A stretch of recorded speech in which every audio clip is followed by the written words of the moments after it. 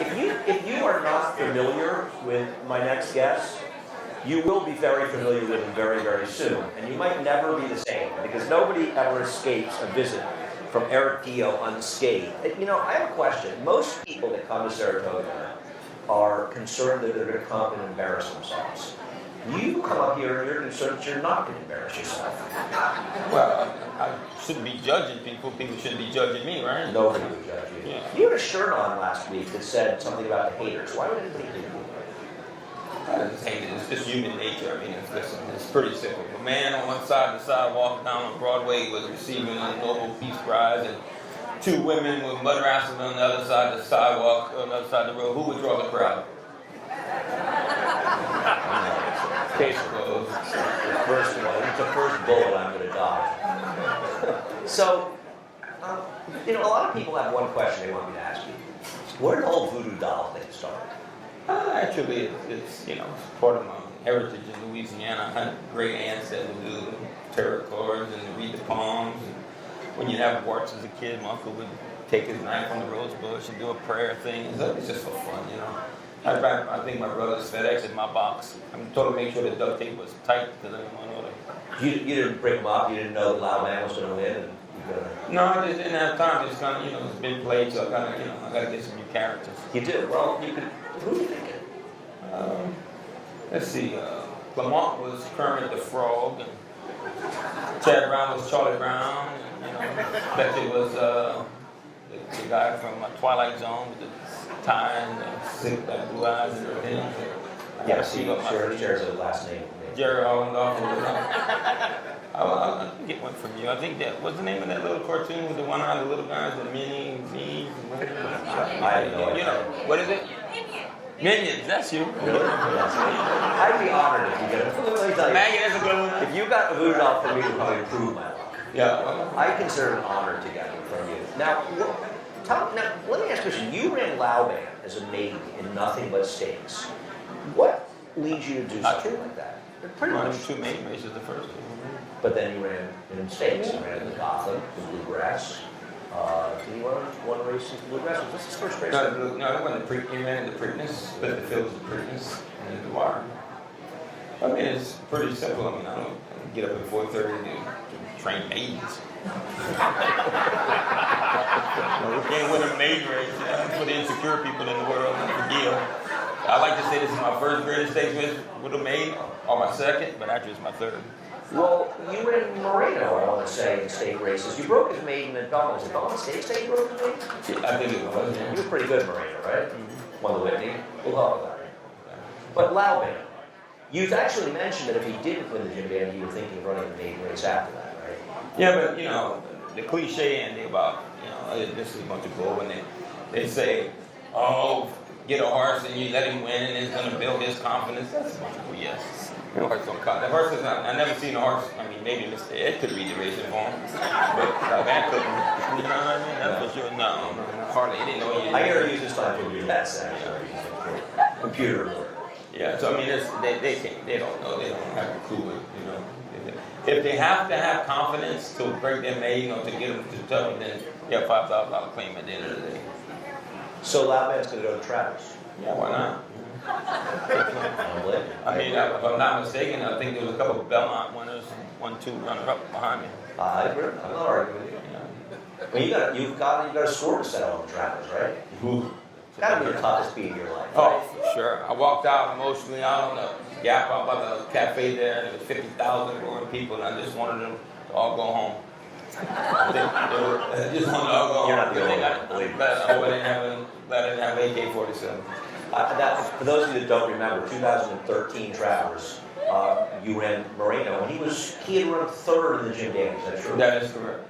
And he got beaten in the absolute last zop. Yeah. So much so that Wayne Lucas, who trained Will Take Charge, sitting in front of me, I don't think he knew he won until he asked me who won. He could barely tell who won. Yeah, it was this last Thursday. It was definitely the last jump at 30-1. At that, you know, I wanted my pirogue painted. The pirogue is Cajun word for canoe. I wanted my canoe painted pretty Southern Equine silks in the lagoon over there pretty badly. I think a lot of people were surprised that you didn't send it, get a canoe, just put it in there. Well, actually, I saw Harton will take charges because we're getting ready to get prepped over there, and I came this close to getting the car to this drill and a hole in it. It's hard to blame you, to be honest with you. Now, Marino, after that, he ran second again to go take charge in PA Derby. Is that true? Right, that's correct. And then he had really his biggest win, obviously, was in the Whitney, where he buried the field next year. Yeah, he did. You know, he of course had his issues, and I mean, he ran 4 straight years without a break, and at the highest pinnacle. I mean, the other thing is, like, my partner and I both, I mean, on any given day, I love my horses. I know every pimple on every one of my horses, and the big dances is fun, but, like, I don't ever go to the races. I don't follow the numbers, the Regissons, the Demographics, the buyers, and all that. I don't, you know, put a pistol in my head and put my kid's life on the line, and who I love dearly. I said, name another horse besides the big ones. I wouldn't be able to name them. You know, I just don't follow it that much. So you just run? I run because I've been having horses all my life. I can train any kind of horse. A jumping horse, a cutting horse, a reining horse, a camel. You'd be big in the jump set. You know, Joe Clancy's going to be on next. I think you'd be really big in the jump set. I tell you what, those guys that ride those jumpers, they got the biggest armies in the game. I'm not going to argue with that. I can't disagree. Now, you first came to New York, and the first time we noticed you was Champagne Doro, who won the Acorn and the Test. Was that your first sort of trip to New York to run any races? You know, I came in. Well, I won the Pilgrim with a horse called Elusive Bluff. That was you. Yeah, I remember the horse. Yeah. And you paid like 32 to 1. Wasn't you? Yeah, nice in there? Yeah. That's why, you know, a lot of fans calling me the new giant killer, but for respect to Mr. Jerkins, because I love Mr. Jerkins, I was just stuck with the Dragon Slayer. So, what was your relationship like with Alan? Is there anybody that didn't have a good relationship with Alan Jerkins? I don't know. You know, I had breakfast with him once. With Zito over there at the country kitchen thing one time. That was the only time I ever known him. Met him, you know. And met Jimmy, his son, a couple of times through Dr. Galvin. Galvin and I are really good friends, and he does his work. I didn't really know him well, but you know, from the hearsay, you can tell he was an honorable man. He was a remarkable man, no question about it. So Champagne Doro comes, wins the Test, and pays the Acorn paid like $80-something. Oh, yeah, $90,000 cash. Really? $90,000. I'm over it. Just to win. Really? You bet loud man last week? Yeah, I mean, 48, double it up, 28, 56, 100. 200 to win. Okay. You're going to parlay the Travers? It's not that much. Normally I bet a lot more. I mean, remember when I had Arcadura that first year and I beat Morning Line and paid $90? I do. I paid, yeah. Remember the next year when I had that Marino's Mom, they paid $75 in the grass? Yeah, I hit both those too. Really? Yeah, you got to pick your spots. So you're taking on, you come to Saratoga, you take on, basically. Well, you left California, is that true? I did. I'm actually going to be an East Coast guy permanently now. Really? Yeah, that's why, like I said, I told him there's only 2 things that been saying since I got here. Guillot when you're effing leaving, and when your brothers come and cook. Only 2 things. You never invite me to the bar. You have gumbo at the bar, is that true? Or general? Yeah, well, either one, but we're going to have gumbo this year because it's going to be closer to Labor Day, so the weather will be a little cooler. So that was like the last week you have? Yeah, you know, plus it's, you know, it's kind of dangerous. You can't eat to stand up because it makes your knees buckle. I want to come. You can come for sure. That's actually, they stuck me in the harness track, so there's nowhere. So I got Big Daddy Juan Dominguez actually found us a spot on Claire Court. So, really? Yeah, it's going to be. Well, that's because he wants to eat something. Well, yeah, exactly. That's for sure. A lot of it, not somebody who wants to eat a lot of it. So after Champagne Doro, Moreno was sort of the next big horse we saw years around. Let's see. I had open water. I came up. I run a couple of great stakes in California with, and I think I ran 3rd. And what's that big long grass race at Belmont? Over 3-year-olds. 3-year-old fillies? Yeah. I think I run 3rd. Back then, maybe the Garden City? Something like that. Yeah. I run 3rd with her. Yeah. Okay. My first one though was actually 2002. Was showing the stage at Good Spring. Are we going to get you at Aqueduct in the winter? I was just spent 12 days at JFK Airport.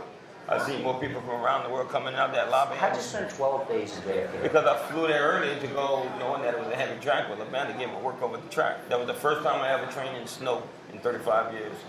Which one was that? When I run second to Gotham. Oh, La okay. Band. But you should spend a little winter with us at Aqueduct. Well, I got it. I rented that. Right, Maggie? Well, right. You know, Maggie's going to be gone. I'm going to need another friend. You got to come around. That's just what I want. You can't pay me to live in New York City. There's not enough money in the world. Matter of fact, when I leave the gate and I drive to the Marriott in Long Island every time I'm at Belmont, from the red light at the gate to the thing, that doesn't look like there's one happy person. I wouldn't say I'm a happy guy. If I was one of those guys that was driving the Toyota Celica with the 8-bell and string tire in the hood and struggling like that, I think I'd take my last paycheck, fill up my car, abandon ship, and go to Kansas and grow wheat. Live in a tent. Really? Look like it's a happier life. Grow wheat if you want to these days. No racing. You grow wheat over there. Right. So where do you go? Where do you go? I already gone. I just talked to Campo, PJ last week. Campo loves me. You go to Gulfstream? That's right, because I'm a horse trainer, pal. It's all right. I was there. No, Campo, but I'm going to go to Palmetto, stay year round. Really? Yeah, what I'm going to do, Andy, I'm going to come here just for 8 weeks instead of ahead of. I was going to buy a lake house here and stay 5 months, but the last thing I want to do is get my horses and get in the van and drive to the city for 3 hours and come back, and my back's got a bad back and bad attitude, and I don't want to drive to the city. You don't have that attitude. You kidding? Here, this is all an act. So, no, but Palm Meadows is, a matter of fact, Bill Cohen, me and Patrick are real good friends. Patrick called me yesterday. He says he loves it down there. He's down there permanently from California now. He says the track, I want to go, because Mike and I in Southern Equine, it's all about trying to develop young horses. You know what I mean? That's what we do. We breed horses, and we develop young ones. So every time I come to Saratoga, I bring 15, 12, 13, 15. I got 3 ready to run, and the others forcing the envelope to get there. So it doesn't make any sense for me to come here. It makes more sense for me, to be April, May, June in Florida, get the one, and then just come with a handful and stay just for the 8 weeks, like most do, and then go back to Palmetto. So. And that's going to be all right. Yeah, I'm fine with that. I want to kind of have a routine. I'm getting old. I lived in 68 different places in the last 30 years. That's an average of 6 months. What were the craziest places you lived? Let's see. Probably in Hollywood Park, in the tack room for 8 months smoking meth. I didn't ask you what you were doing over there. I asked you where you were living. Hollywood Park, tack room, smoking meth. Okay. Probably chasing my love. It's a life choice. It was during the Rodney King deal, and I come off a 3-dayer, and they told me, hey, you can't get out. They're pulling all the white boys out the vehicles. I said, they're not going to pull this crazy Cajun out. You never really know what you're going to get with Eric Guillot. So that's the... You do. You absolutely do know. You know what you're going to get? The truth. There you go. All right. I don't hide from the truth. How did you get involved in training horses? Well, it's in my D&B. From your family? Like DNA, but I'm saying D&B. It's my great uncle. His name was Buffet Del Campo. My mom's side comes from pretty much raw pedigree from Canada. She really does. And, Canadian? My mom comes from raw pedigree. And my uncle owned probably the first racetrack in the United States in 1848, the State Library of Louisiana. I got a picture of it. I'll show you. They've got a little stand, just like the Whitney stand. The whole grandstand is just like one little tower, you know what I mean? So in Louisiana, it's a walk of life. I mean, it's a different way of life. I mean, within a 30-mile radius, there was 6 match race places growing up. I mean, think about it. How many Hall of Fame and how many famous jockeys within a 20-mile radius were Guillot would race? I'd race 4 blocks from Eddie D. And we'd match a $500 horse on a Sunday morning for thousands of dollars and go to junior high and cross the hall like this and then have like a riot, arguing, fight, fist fight on Monday morning at school.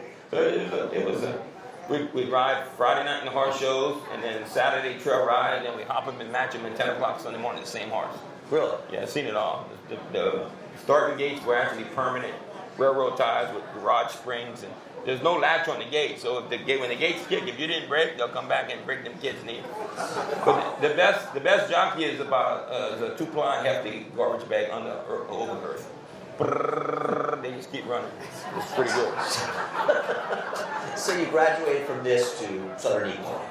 Well, actually, I moved to California when I was about 20, 21, 82, 81, like this. And when I went there, and it was only, all I did was have fun. I was straight from Louisiana, even know what San Diego was at the time. So all I did was have a good time living at the beach. I was contracted, making good money, contracted. I've been a general contractor since 22.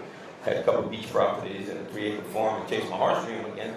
But when I was there, it was only, back in the day, back in the 80s, it was mostly the owners were giving all the horses to the Bacchanales of the world. It was always the old money. None of the owners were young, So I think at the age of 25, when I got my license, 26, 25, it was only under the age of 30, me, Bob Hess Jr., because his dad was a trainer, and Ron Ellis, who worked for, I think, Mandela at the time, something like this.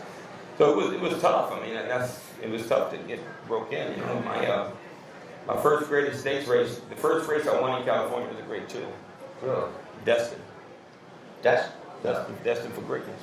That's what Destined for Greatness? That was the name of the horse? No, Slew the Surgeon was the name of it. What, he actually, this is this, I just put him down one day before 25 days of the year last month in June. Really? Couldn't make him suffer one more day. It would have been kind of cool, 25 to the day, but I had to do it one day. But buried under the apple trees at my farm in Midway. Is that right? Yeah, big old Yeah, farm in Midway, Kentucky? tombstone. Yeah, like 3 acre farm. Yeah.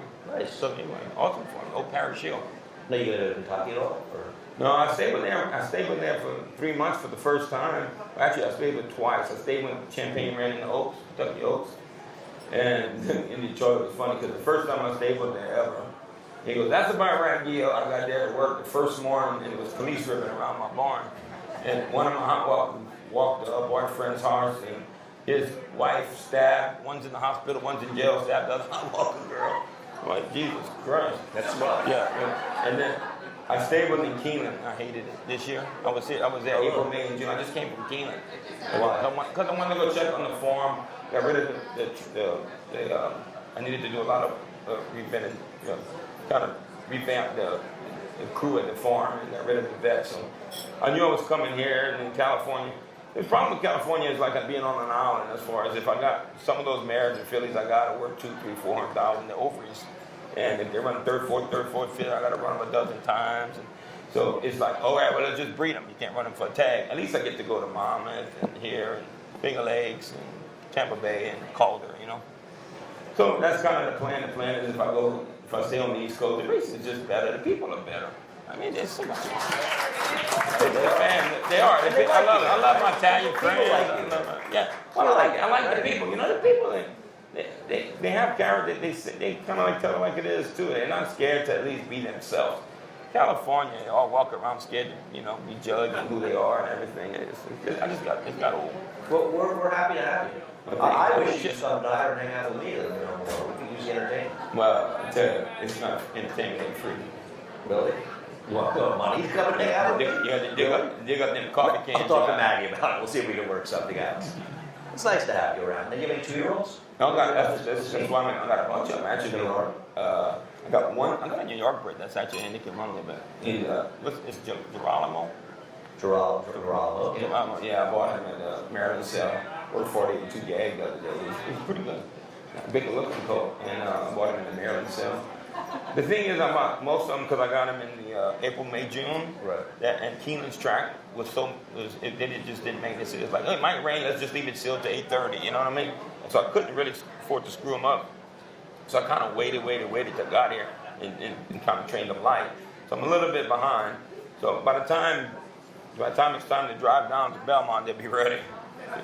So you're going to be at Belmont with us, at least for the Belmont? I'm not sure. I might.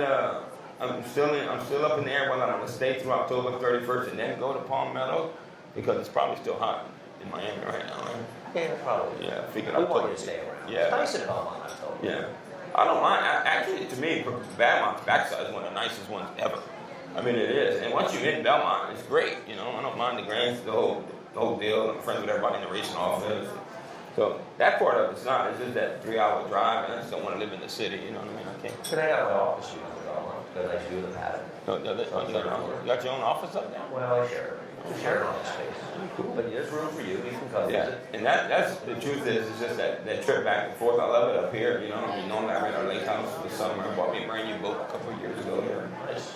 So I'm thinking, I don't know. I just think it seems like Florida is the place to go for. So I need to kind of get a routine in my life. Okay. Well, we're glad that your routine involves coming to Saratoga.